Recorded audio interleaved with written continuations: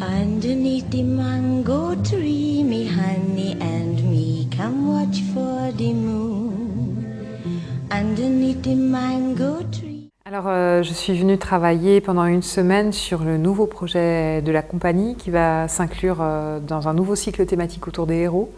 C'est un projet dans lequel on va s'interroger sur un spectacle dans lequel on va s'interroger sur ce qui fait qu'on adhère à une histoire, ce qui fait qu'on adhère à un personnage.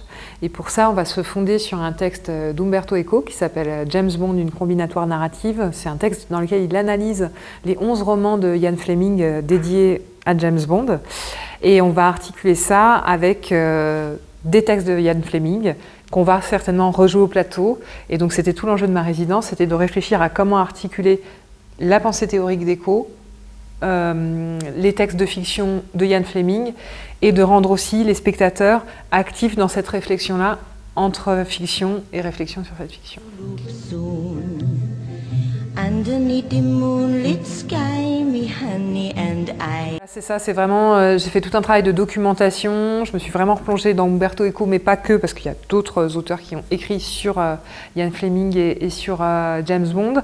J'ai commencé à me replonger dans tous les films qui en ont été adaptés, je suis loin d'avoir fini. J'en ai vu des très récents et des très anciens. Je crois que ce qui m'intéresse, c'est plutôt de travailler sur ceux qui sont contemporains de l'époque de Eco, donc plutôt les premiers avec Sean Connery.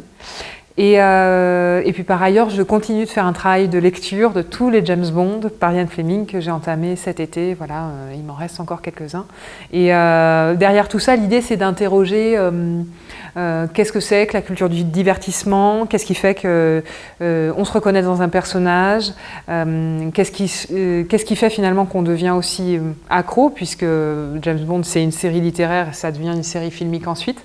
Et quelque part, ce qui est intéressant chez Umberto Eco, c'est que je pense qu'il ressent ce qui va devenir plus tard, ce qu'on n'appelle pas encore quand il écrit, mais ce qui va devenir la pop culture, et aussi une certaine idée de l'industrie du divertissement. Donc en fait, il détricote déjà tout ça, et il voit de manière assez visionnaire, je crois, tout ce qui va nous attendre sur le plan culturel ensuite, et c'est vraiment ça que j'ai envie d'interroger.